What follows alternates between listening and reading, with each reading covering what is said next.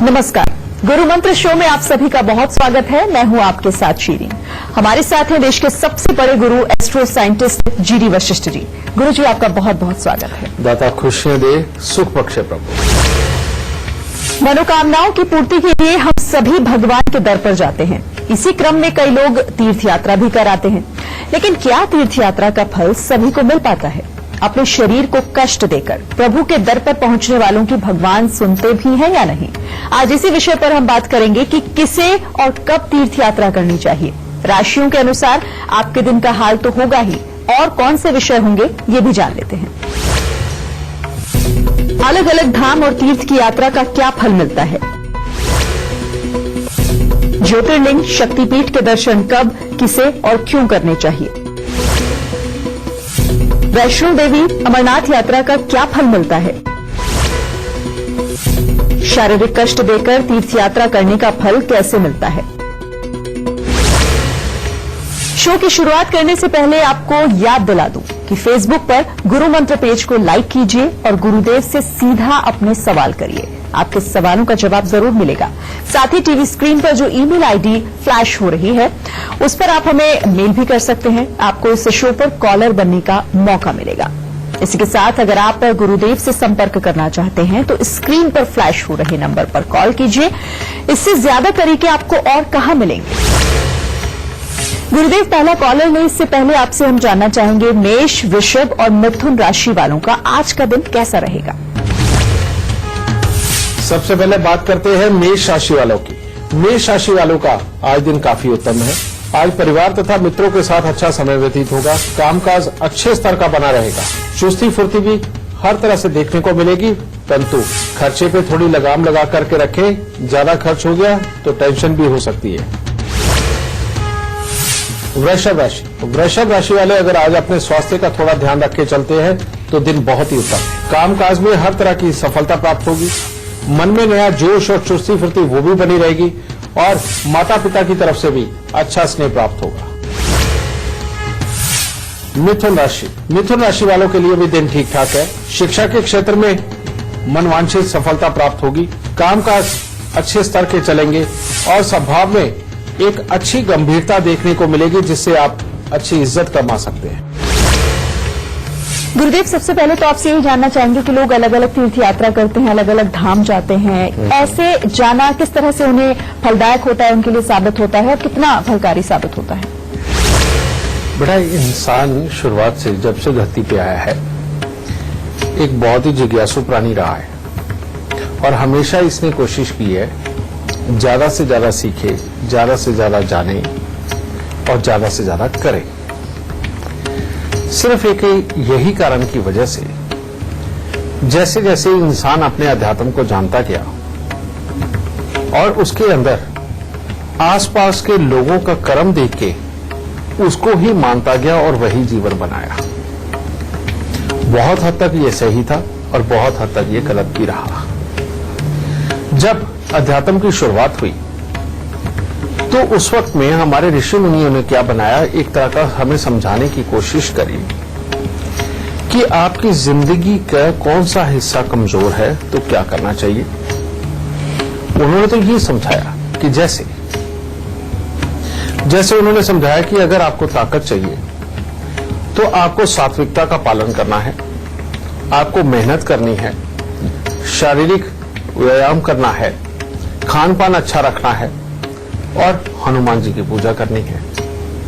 ठीक है, उन्होंने ये समझाया, हमने माना भी। फिर अगर आपको धन चाहिए तो आपको मां लक्ष्मी का चित्र सामने रख के या मां लक्ष्मी के मंत्रों का जाप करके या मां लक्ष्मी की पूजा करके, आराधना करके, उनका चित्रण पूरा जान के उसके अनुसार अपने जीवन को ढालना चाहिए। अगर आपको इज्जत चाहिए, स्वास्थ्य चाहिए, नाम चाहिए, कर्म चाहिए तो आप विष्णु भगवान की पूजा करो। और अगर आपको शांति चाहिए, गृहस्थी चलानी है और लोगों को माफ करना सीखना है तो भोलेनाथ की पूजा करो। तो उन्होंने तो इस तरह से हर देवता के प्रति चित्रण हमें दिखाए। लेकिन अब हुआ क्या, एक आदमी जिसको कहा गया था भोलेनाथ की पूजा करो, उसका दूसरा रिश्तेदार वो विष्णु भगवान की पूजा कर रहा था। अब वो वहां गया, ये भी कहा जाता है कि कभी किसी का अनादर नहीं करना। तो वहां गए, उन्होंने सर झुकाया, लेकिन उसके बाद धीरे धीरे करके क्या हुआ कि एक जमाना था, आज से अगर हम 50-60 साल पहले ही चले जाएं, तो जमाना ये था कि एक ही भगवान का मंदिर हुआ करता था, जिसके नाम से वो मशहूर है। लेकिन आज सब जगह सब भगवानों का मंदिर मिलता है, और प्रथा ये आ गई कि अगर एक ही पूजा करने जा रहे हो तो दूसरे की पूजा करनी एक तरह की मजबूरी है दूसरे भगवान की। पहले लोग जब तीर्थ यात्रा किया करते थे तो वो एक समय निकाल के पर्टिकुलर तब जाया करते थे तीर्थों के लिए, या किसी खास चीज के फल की प्राप्ति के लिए जाया करते थे तीर्थ के लिए। लेकिन आज समय ऐसा आ गया है कि सारे साधन बहुत ही आराम से सुलभ हो गए, जिसके कारण लोग एक साल के अंदर 20-20, 25-25 तीर्थ भी करते हैं। ये भी हो गया है। अब लोगों की ये आस्था बन गई, जबकि ये सही मायने में परमात्मा का आशीर्वाद, उससे प्राप्त करने वाले फल का एक तरीका था, लेकिन अब ये आस्था में कन्वर्ट हो गया। ये तरीका तो ठीक है कि ठीक है, हम जाते हैं, परमात्मा को प्रणाम करते हैं, अपनी झोली भरते हैं, कहने का मतलब हमें ये महसूस है कि हमारी झोली भरी और हम वापस आए। लेकिन इसका सही तरीका जानना बहुत जरूरी है बेटा। सही तरीके के लिए आपको परमात्मा को रिश्वत नहीं देनी। परमात्मा से झोली फैला करके जब मांगना है तो उसको देना जरूरी नहीं है कि नहीं प्रभु मैं आऊंगा और ये करके जाऊंगा, ठीक है। वहां पर आप अगर श्रद्धा से जाकर के माथा झुका करके अपनी तकलीफ वहां पर बोल के आते हैं और आकर के अपना पूरा कर्म करते हैं और उस तकलीफ को दूर करने के पूरे प्रयास करते हैं अगर, तो परमात्मा आपकी झोली भरते हैं।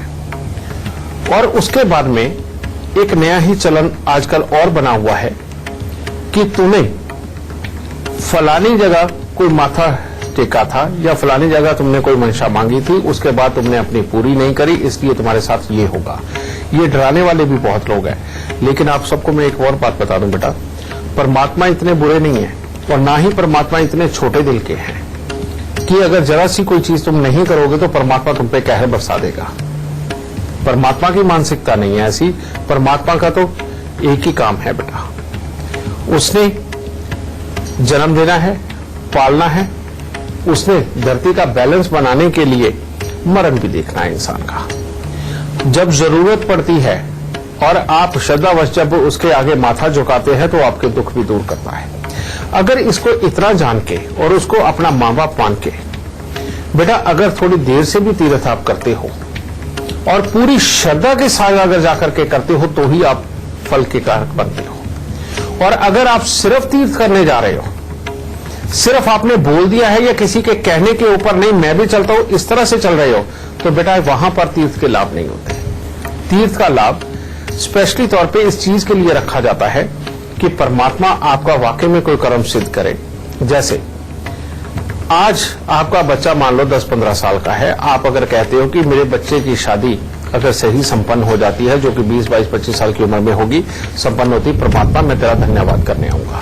ये तीर्थ होता है जब आप उस श्रद्धा के साथ जाते हो। लेकिन जब 9वीं में पढ़ने वाला बच्चा जब ये कहता है कि प्रभु मेरे को 10वीं क्लास में चढ़ा दे और 10वीं में अच्छे मार्क्स दिला दे तब मैं तीर्थ करने आऊंगा, ये तीर्थ नहीं होता। तो बेटा इन चीजों को तुम्हें समझना पड़ेगा।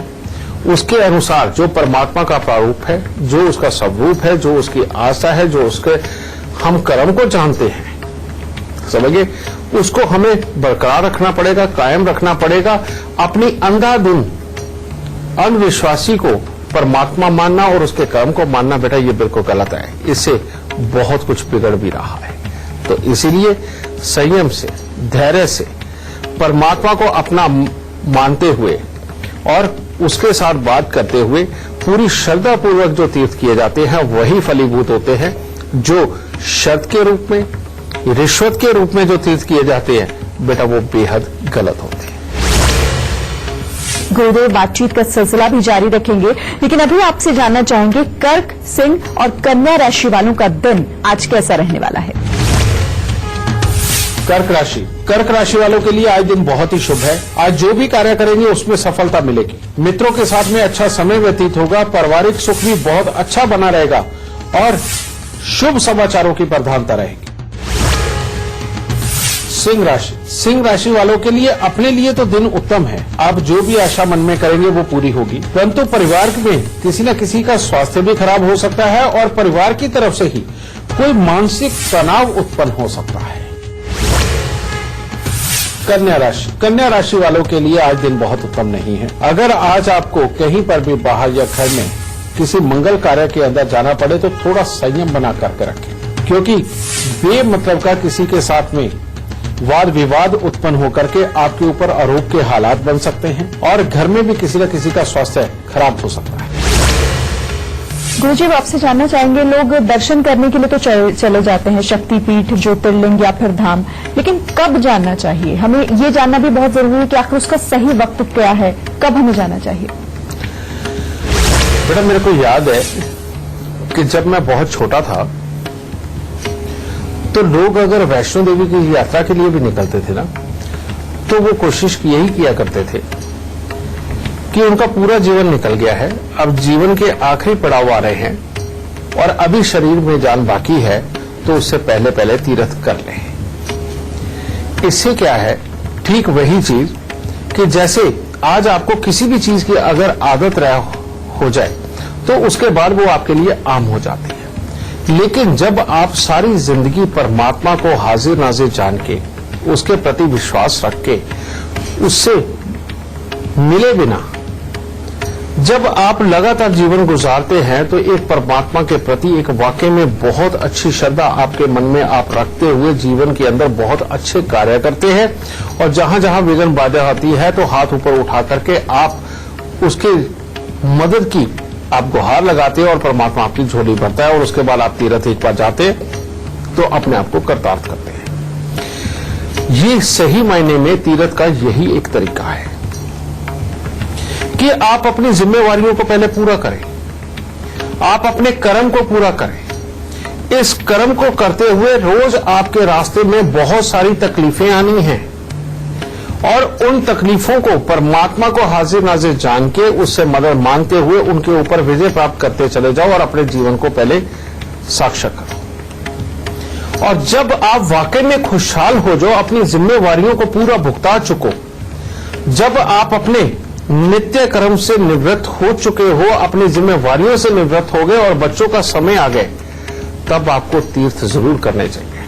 फिर आप चाहे 4 धाम की यात्रा करो, चाहे आप गंगोत्री यमुनोत्री तक जाओ, चाहे आप तिरुपति बालाजी जाए, चाहे आप वैष्णो देवी जी जाए या फिर आप अमरनाथ जी की यात्रा करें। लेकिन आज का जो समय है, जो बच्चे पूर्ण रूप से अभी पढ़ाई लिखाई में ही लगे हुए हैं, जो लोग अभी नए नए काम शुरू कर रहे हैं, वो तीर्थ यात्राओं के पूरी एक तरह की रेल बनाए हुए हैं। लेकिन मैं आपको एक बात समझा देता हूं बेटा, परमात्मा भी यही कहता है कि या तो आपका कर्म ही ऐसा हो कि आपको मेरे पास आना है, सिद्धियों को प्राप्त करना है, आपको शक्तियों को प्राप्त करना है, ज्ञान को अर्जित करना है और उसके बाद यही ज्ञान ले जाकर के आपको दुनिया के भले के लिए इस्तेमाल करना है और उनके बीच में बांटना है, उनके दुखों को दूर करना है, तो आपके लिए हर तीर्थ जायज है, जैसे कि साधु महात्मा सन्यासी लोग करते हैं और कई लोग गृहस्थ के भी सन्यासी होते हैं, वो भी करते हैं,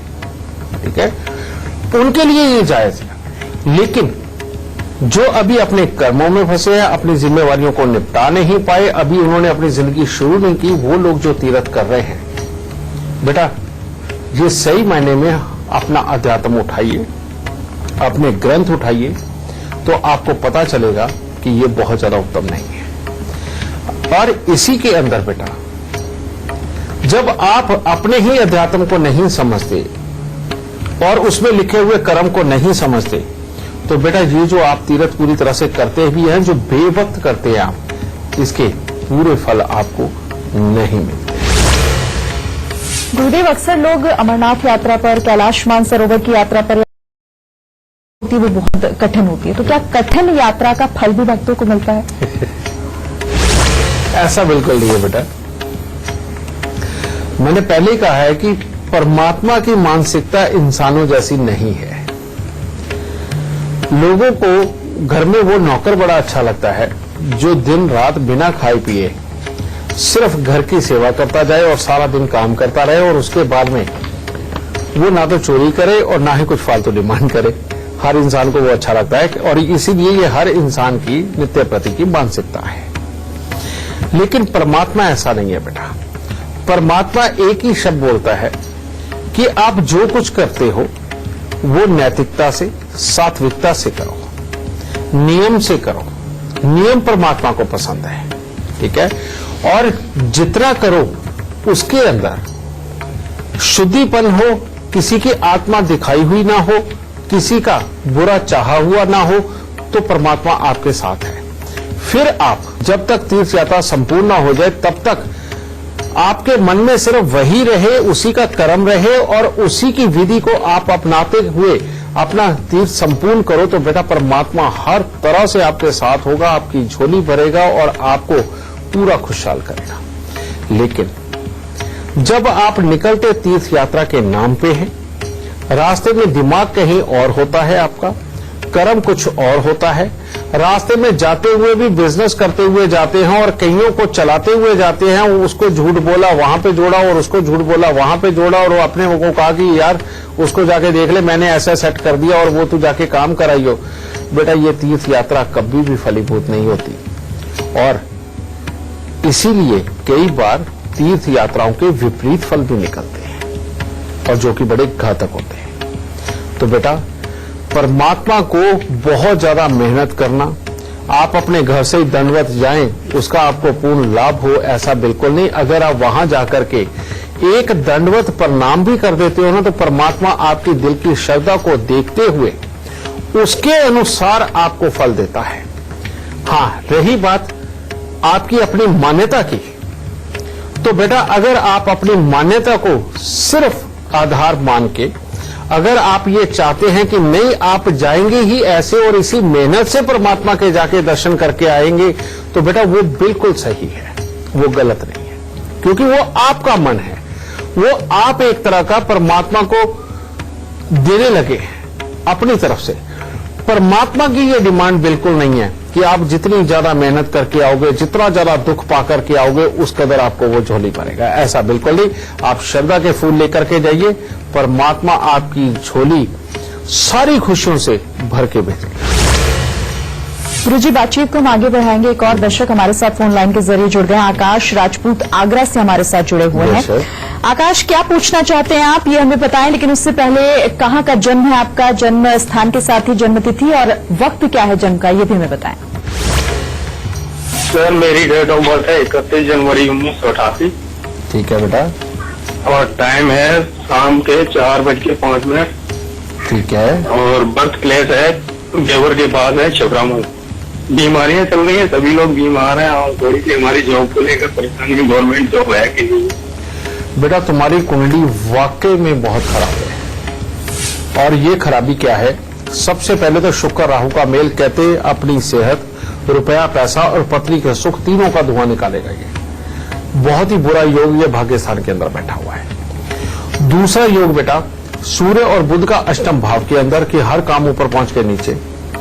तीसरा बृहस्पति बेहद खराब तुम्हारे कर्म स्थान के ऊपर, कहते किसी काम की सेटिस्फेक्शन नहीं देगा, उल्टा भाई, यार, दोस्त, मित्र, पार्टनर, इनके सुखों को किसी न किसी रूप में कमजोर करेगा। और ये क्योंकि मंगल को टक्कर है इसकी, तो कोई बड़ी बात नहीं, ये तुम्हारे कर्म को भी कमजोर करते हैं।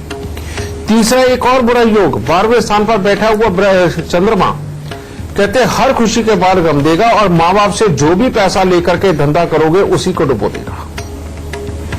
तो बेटा ये तो तुम्हारे रास्ते ही सारे बंद किए हुए हैं जैसे कुदरत ने। अब जब तक ये पूरे उपाय नहीं कर देते बेटा, ये रास्ते नहीं खुलने वाले। और ये रास्ते ना खुले तो सेहत भी, गृहस्थी के सुख भी और समृद्धि के सुख भी तीनों ही खराब हैं। और ये तीन ही तो आधार है इंसान की जिंदगी के ऊपर उठने के और सक्सेस जीवन जीने के। तो इसका उपाय, और बेटा उपाय ज्यादा है, एक भी उपाय छोड़ना मत, वरना जिंदगी बड़ी दुश्वार होगी तुम्हारी, इसलिए इसको करना है। सबसे पहला उपाय, 43 दिन 12 कपूर की टिक्की लेकर के उनको जल प्रवाह करो। दूसरा उपाय, हर साल कांच के मर्तबान में गुड़ भर के उसको वीरान जमीन के अंदर जरूर दबाना है। और तीसरा 96 दिन के लिए ये बीच में से नाक छिदवानी है और 96 दिन के बाद चांदी या सोने की जो भी तार डालो उसे निकाल के बाहर फेंक देना है। और अब अगला उपाय, 43 दिन दूध में घर में निकला हुआ वो सफेद मक्खन डाल के वो तुमने मंदिर में देना। प्लास्टिक का गिलास ले लो, उसमें दूध भर के उसमें सफेद मक्खन डाल के 43 दिन लगातार मंदिर में दो और एक चांदी की डिब्बी में शहद भर के उसको वो जो एल्फी वगैरह या क्विक फिक्स वगैरह उससे चिपका के, ताकि शहद लीक ना हो, उसे हमेशा अपनी जेब में बना के रखो। और उसके बाद में हर महीने एक सफेद धोती काली किनारी वाली जवान पंडित को जरूर देनी है। ये तो हो गए तेरी सारी जिंदगी को अच्छा करने के उपाय, लेकिन अब खास तौर पे सिर्फ और सिर्फ काम को अच्छा करने के, और वो है 43 दिन तांबे का पैसा लेकर के उसे जल प्रवाह करो और हमेशा अपना सर ढक के रखो जिसमें नीला या काला रंग बिल्कुल ना हो। बेटा, इन उपाय सारे को किए बिना तेरा जीवन पार नहीं है, इसीलिए इनमें से कोई उपाय छोड़ना मत, जीवन तब अच्छा बनेगा। खुश रहे माता रानी। तुला राशि, तुला राशि वालों का भी आज दिन उत्तम है। कामकाज में सहकर्मियों के साथ तालमेल अच्छा बना रहेगा। आज आपका प्रभाव दूसरों पर बहुत ही उत्तम पड़ेगा और परिवार के लोगों के साथ में भी अच्छे हालात आपके बने रहेंगे। वृश्चिक राशि, वृश्चिक राशि वालों के लिए आज आराम का दिन है, क्योंकि परिवार के सदस्यों से हर तरह का सहयोग तो प्राप्त होगा। गृहस्थ जीवन भी बिल्कुल सामान्य होगा, परंतु शरीर में आलस्य की प्रधानता बनी रहेगी। पढ़ाई लिखाई करने वाले बच्चों का पढ़ाई लिखाई में पूरी तरह से मन नहीं लगेगा। धनु राशि, धनु राशि वालों का आज का दिन बड़े बुजुर्गों के साथ मेल मिलाप के लिए बहुत उत्तम है। उनका आशीर्वाद प्राप्त करने के लिए हर तरह से उत्तम है, परंतु बढ़ते दिन के साथ में क्रोध की मात्रा ज्यादा बढ़ सकती है, जिसके कारण बेवजह के वाद विवाद उत्पन्न हो सकते हैं और अपने स्वास्थ्य पर भी इसका बुरा असर हो सकता है। तो इसीलिए आज संयम से दिन निकाले, अच्छा रहेगा। गुरुजी, कई ऐसे लोग होते हैं जो अपने घरों में ही बड़े बड़े मंदिर बना लेते हैं और उनका कहना होता है कि यही हमारा तीर्थ है, हमें किसी तीर्थ स्थान पर जाने की जरूरत नहीं है। तो ये कितना जायज है, कहां तक सही है? बेटा, अगर परमात्मा को घर पे ही रखा जा सकता होता तो हमारे बड़े बुजुर्ग, हमारे ऋषि मुनि, हमारा अध्यात्म हमें मंदिर बनाने की इजाजत नहीं देता। जहां परमात्मा रहते हैं वहां सिर्फ और सिर्फ एक कर्मकांडी सात्विक इंसान ही रह सकता है, वहां पर गृहस्थी नहीं रह सकती। और जिन लोगों ने, ये मैं बिल्कुल खुले में बोल रहा हूं बेटा, जिन लोगों ने अपने घरों में दरबार बनाए हुए हैं और जिनकी फैमिलियां भी वहीं रहती हैं, उसी घर में रहती हैं और वहां पर लोग भी आ रहे हैं और वो रोज भजन कीर्तन करते हैं, अपने घर पे अखंड जोत जला करके बैठे हुए हैं और दावा ये भी कर रहे हैं कि वो लोगों का दुख दूर करते हैं या उनमें परमात्मा आते हैं। आप उनकी निजी जिंदगी को सिर्फ तनिक सा झांक के देखो, उनसे ज्यादा दुख आपके आसपास के माहौल में किसी को नहीं मिल रहे होंगे। उनके पास सिर्फ पैसा आ रहा होगा क्योंकि वो ये कर्म कर रहे हैं, वो ये काम कर रहे हैं, लोगों की आस्था जुड़ी हुई है।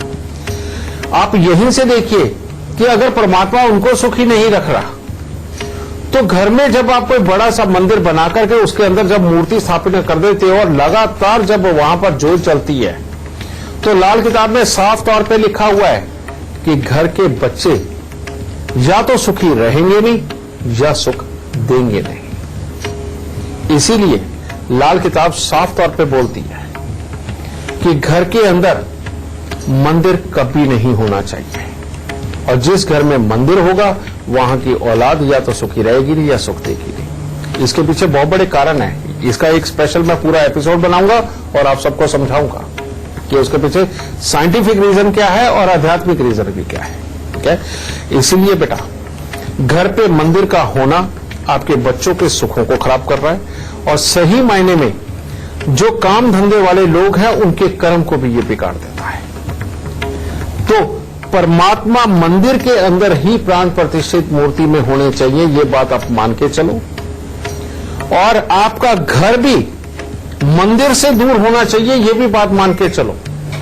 जिस घर में पूजा आरती के वक्त में घंटे घड़ियाल की आवाज आती है या घर के बिल्कुल साथ लगता हुआ पीपल हो या मंदिर की छाया जिस घर पे जाती हो, बेटा उस घर के सुखों में भी वाकई में बहुत बड़ी कमियां रहती है। इस बात को लिखित में रख लीजिए। आस्था होना एक अलग चीज है, लेकिन जो असूल बने हुए हैं हमारे अध्यात्म के और उसी परमात्मा के द्वारा जो बनाए हुए असूल है, उनको अगर आप तोड़ते हो तो भी सजा के हकदार तो हम ही है ना। तो पहले जब भी मंदिर बना करते थे, गांव के बाहर बना करते थे। अगर किसी राजा महाराजा के महल में भी मंदिर बनता था तो वो जहां उसका शयन होता था उससे 1 किलोमीटर दूर होता था, ताकि वहां की आवाज उसके शयन तक ना आए। ठीक है, तो बेटा इन चीजों को समझो, इनके पीछे साइंटिफिक रीजन है, इनके पीछे वाकई में हमारे अध्यात्म के भी बहुत बड़े रीजन हैं। समझ गए? इन सबको मान के चलो। अपनी अंधी आस्था जो अंधविश्वास बन गई है, ऐसी आस्था के जरिए परमात्मा के ऊपर बोझ मत डालो। ये बिल्कुल ठीक नहीं है। आपको पूजा पाठ करनी है, परमात्मा के दरबार पे जाके करो। परमात्मा को लाके अपने घर पे मत बैठाओ, क्योंकि आप परमात्मा को जब घर पे लाके बैठाओगे तो वो पवित्रता नहीं अपना पाओगे, और वो पवित्रता नहीं रही तो सजा के हकदार आप बच जाओगे। गुरुदेव, हम बातचीत का सिलसिला आगे भी जारी रखेंगे, लेकिन अभी आपसे जानना चाहेंगे मकर, कुंभ और मीन राशि वालों का आज का दिन का हाल। मकर राशि, मकर राशि वालों के लिए कामकाज के लिए तो ठीक ठाक दिन है, परंतु अगर हो सके तो आज यात्राओं का प्रोग्राम बिल्कुल ना बनाएं, क्योंकि उसमें किसी भी प्रकार की अनहोनी घटना घटित होने का अंदेशा है। स्वास्थ्य को लेकर के भी कोई चिंता बन सकती है, और जो पढ़ने लिखने वाले बच्चे हैं उनको आशानुरूप सफलता दिखाई नहीं दे रही आज। कुंभ राशि, कुंभ राशि के बच्चों के लिए तो दिन ठीक ठाक है कि हर तरह से उनकी पढ़ाई लिखाई के लिए, उनके खेल कूद के लिए, परंतु कुंभ राशि के जो वयस्क है, किसी से भी विवाद भारी पड़ सकता है, बेमतलब के आरोप लग सकते हैं और आर्थिक परेशानियां भी सता सकती हैं। मीन राशि वालों के लिए आज का दिन बहुत ही उत्तम है। परिवार की तरफ से हर संभव सहायता प्राप्त होगी। आप अपनी जिम्मेवारियां अच्छी तरह से निभाने में सफल होंगे, और आप जो भी कार्य करेंगे उसमें आज आपको सफलता प्राप्त होगी। गुरुजी, एक और कॉलर हमारे साथ जुड़ गए हैं, अमित शर्मा, जो कि पंजाब के खन्ना से हैं, हमारे साथ जुड़े हुए हैं इस वक्त अपने सवाल के साथ। अमित, बताइए क्या जानना चाहते हैं आप, लेकिन उससे पहले अपना जन्म स्थान, जन्म तिथि और सही समय क्या है आपके जन्म का, वो भी गुरुदेव को बताएं। गुरुजी, मेरी डेट ऑफ बर्थ है 5 जुलाई 1977। ठीक है। और गुरुजी मेरा बर्थ है 4:35 पंजाब का, खन्ना शहर का, लुधियाना के पास पड़ता है। क्या जानना चाहते हैं आप अमित? गुरुजी बस मैं जानना चाहता हूँ कि मैं बहुत मेहनत करता हूँ, मतलब उसका रिजल्ट मेरे को नहीं मिल पाता है, बट अभी थोड़ी सी मैं और मेहनत कर रहा हूँ, मतलब फेडअप नहीं होता हूँ। बट अभी आपकी आज्ञा से, आपके आशीर्वाद से मैं क्या मतलब इसको काम करना चाहता हूँ, अभी मैं और भी कुछ बढ़ाना चाहता हूँ। बेटा, तुमने अपने दादा को कब तक देखा? दादा को देखा नहीं गुरुजी मैंने, वो पहले ही ओके था। हाँ जी, दादा, क्योंकि अगर होते भी तो ज्यादा से ज्यादा 12 साल की उम्र तक है। तुम्हारी मामा और बुआ का क्या हाल रहा बेटा? मामा मेरे जल्दी डेथ हो गई थी उनकी, और बुआ भी तो मतलब ठीक है, मतलब 2-3 बुआ है मेरी। तो वो एक तो 2 तो डेथ हो चुकी है, एक है अभी मेरी बुआ। अच्छा, दूसरी बात यह है, तुम्हारी पत्नी का सुख कितना रहा और कैसा रहा बेटा? पत्नी का सुख गुरुजी मेरा 2007 में शादी हुई थी, और अभी भी है, और ठीक चल रहा गुरुजी, ऐसा कुछ नहीं है। मतलब हाँ, मतलब तुम्हें गुस्सा कितना आता है और डिप्रेस कितनी जल्दी होते हो बेटा? गुरुजी गुस्सा तो आता है, और डिप्रेस भी होता हूँ, फिर मैं मोटिवेट भी हो जाता हूँ। ये बातें मैंने इसलिए पूछी है मेरे लाल। एक तरफ तुम्हारी जन्म कुंडली के अंदर बहुत शानदार केतु है, जो कहता है कि ये अपने आप को खुद ही मोटिवेट करता है और जिंदगी के अंदर बहुत अच्छे कर्म करने के लिए मजबूर करता है, यानी कि कर्म प्रधान होता है ये। ठीक है। दूसरी तरफ एक तरफ मंगल ऐसा बैठा है कि जो कहता है कि परमात्मा की दया से बकरियों में पला हुआ शेर, यानी कि आम लोगों से ऊपर की हिम्मत रख करके काम करने वाला इंसान। ठीक है। लेकिन तीसरी तरफ बुध इतना खराब है बेटा, जो बार बार अपने काम धंधों को खराब करता है, चिड़चिड़ापन देता है, और साथ ही यहां पर ये मामा के सुख, बहन बुआ के सुख, इनको खराब करता है, और कामकाज को ऊपर पहुंचा करके नीचे गिराने का काम करता है, और बार बार तुम्हें मेहनत बहुत करवाएगा, लाभ की मात्रा को कम रखेगा। फिर अगर तुम्हारे पेट के अंदर गैस एसिडिटी की प्रॉब्लम बनने लगी कब्ज की दिक्कत बनने लगी, तो ये पुत्र और पत्नी इन दोनों के सुखों में कुछ ना कुछ कमी के योग जरूर बना के चलता है, चाहे छोटी छोटी रोज की लगी हुई दिखते हो। ठीक है, ये चीज। शनिदेव ऐसे बैठे हुए हैं जो कहते हैं जिस दिन तुम काम करना शुरू करेंगे उसके बाद 60 साल तक लगातार ये तुम्हें काम देंगे और करवाएंगे। लेकिन ये केतु जो है वो तुम्हें आगे बढ़ाने के लिए, बुध जो है तुम्हें डुबोने के लिए, मंगल जो है तुम्हें हिम्मत देकर के उसको पार करने के लिए, ये एक ऐसा कॉम्बिनेशन बैठा है जो पूरी तरह से पार नहीं लेकर के जाता और पूरी तरह से लाभ नहीं देता। इसको तोड़ने के उपाय, यानी कि ये बुरेपन को तोड़ने के उपाय, ये क्या है? 17 दिन लगातार तुमने 34 पेड़े कुत्ते को खाने के लिए देने, यानी कि रोज के 34 पेड़े बनाने हैं 17 दिन लगातार, और वो कुत्तों को खाने को दो। हर साल कांच के मर्तमान के अंदर गुड़ भर के उसको वीरान जमीन के अंदर तुमने जरूर दबाना है। कारण यह है कि ये राहु और सूर्य का मेल एक ऐसा मेल है जो बार बार अपने लाभ को, कर्म को, स्वभाव को इनको खराब करता है।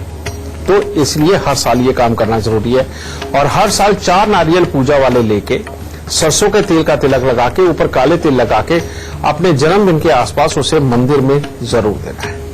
और अगर पेट में गैस, एसिडिटी की प्रॉब्लम बनती हो तो ऐसे में कन्याओं को हर मंगलवार को दूध और मिश्री जरूर दो बेटा। इतने से उपाय करके देखो बेटा, सारी विघ्न बाधा खत्म होगी।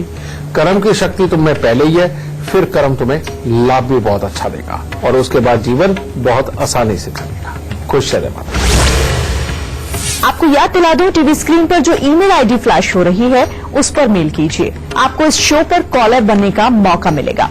और अगर आप गुरुदेव से संपर्क करना चाहते हैं तो स्क्रीन पर फ्लैश हो रहे नंबर पर कॉल करिए। तो अब शो खत्म होने वाला है, लेकिन हमेशा की तरह गुरुजी से हम आज का गुरु मंत्र ले लेते हैं। गुरुजी, आज का गुरु मंत्र क्या होगा हमारे दर्शकों के लिए? बेटा, आज का गुरु मंत्र, क्योंकि आज वाकई में अध्यात्म की बात हुई है, तीर्थों की बात हुई है, मंदिर की बात हुई है, तो गुरु मंत्र भी यही मैं देना चाहता हूं बेटा, कि भूल के भी अपने घर के अंदर सच में बड़ी बड़ी मूर्तियां, अगर छोटी छोटी इतनी मूर्तियां हैं और वो ठोस है तो आप अपने घर पे रख सकते हो। दूसरी बात, जो ठाकुर जी घर में रखे जाते हैं और शालिग्राम रखे जाते हैं, इनकी सेवा कभी भी घर की औरत नहीं कर सकती। और जबकि आप देखो कि जहां भी ठाकुर जी रखे गए हैं, शालिग्राम रखे गए हैं, वहां पर ज्यादातर औरतें ही उनकी सेवा करती हैं। आप अपना अध्यात्म पढ़ के तो देखो, सख्त वर्जित है कि कोई भी औरत इनकी सेवा नहीं करेगी। जब भी इनकी कोई सेवा करेगा तो नर पुरुष ही करेगा। तो बेटा, अपने ही अध्यात्म के साथ आस्था की आड़ में आप एक खिलवाड़ करी जा रहे हैं, वो भी भगवान के नाम के साथ, तो ये तो उचित नहीं है। और फिर आप कहते हैं कि भगवान सजा क्यों दे रहा है? तो बेटा, अपने अध्यात्म को समझो। जैसे कोई भी औरत, कोई भी लड़की हनुमान जी की पूजा नहीं कर सकती, इस बात को भी लोग नहीं जानते। और हमारे यहां आसपास के मंदिरों के पंडित जी ही औरतों को ही बता देते हैं कि आप हनुमान चालीसा करो, सुंदरकांड का पाठ करो। बहुत गलत है। अपने अध्यात्म को पहचानो। फिर आप देखते हैं कि शिवलिंग के ऊपर एक स्टैंड बनाया होता है, स्टैंड के ऊपर एक मटका रखा होता है, जल वहां चढ़ाया जाता है। और लेकिन होता क्या है, औरतें जाती हैं, जल चढ़ाती हैं, अच्छी तरह से वहां पर चंदन का लेप करती हैं, वहां पर शहद चढ़ाती हैं, शर्करा चढ़ाती हैं, दूध चढ़ाती हैं और मलमल के धोती हैं। बिल्कुल गलत है। औरत को शिवलिंग को छूना भी गलत है। और हमारी मजबूरी देखिए कि हम अगर खुद भी कहीं गए और वहां ये कर्म हो रहा है, हम उस वक्त कह भी नहीं सकते, क्योंकि अगर कहा तो सामने वाले की आशा का उस वक्त रूप ही ऐसा है कि वो खुद ही लड़ने पे आ जाएगा। बेटा, ये गलत है। कम से कम अपने ही अध्यात्म को पहचानो और उसके अनुसार चलो। ये खामखाई आस्था के आड़ के अंदर भगवान के साथ खिलवाड़, ये हमेशा भारी पड़ता है। ये बिल्कुल ठीक नहीं है। तो इन चीजों को समझो। जो आप कर्म करने लगे हो, जो पूजा का जप करने लगे हो, जो अर्चना करने लगे हो, जिसको मानने लगे हो, पहले शुरू से लेके एंड तक उसके बारे में पूरी जानकारी निकालो। क्या लग जाएगा? 4 महीने लग जाएंगे उसका पूरा सार पढ़ने में। लेकिन कम से कम आप ज्ञानवान तो बनेंगे कि आपको सही मायने में पूजा करनी क्या चाहिए और किस तरह से करनी चाहिए और किस तरह से ये फलीभूत होगी।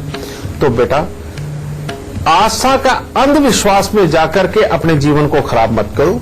आस्था अच्छी है, आस्था बनाओ, उसके बारे में ज्ञान प्राप्त करो, ज्ञान प्राप्त करके विधि प्राप्त करो, विधि प्राप्त करके कर्म करो, और वो जो कर्म कांड होगा वो आपको परमात्मा के नजदीक लेकर के जाएगा। सिर्फ आपके मन में जो कुछ आया या जो आपके पड़ोसी ने बताया या आपके जानकार ने बताया वो करके अपने अध्यात्म के साथ खिलवाड़ बिल्कुल मत करो। आज का गुरु मंत्र यही है आप सबके।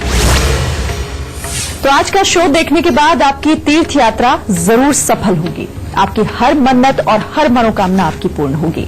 बस गुरुदेव की बताई हुई बातों का पूरा ख्याल रखिएगा।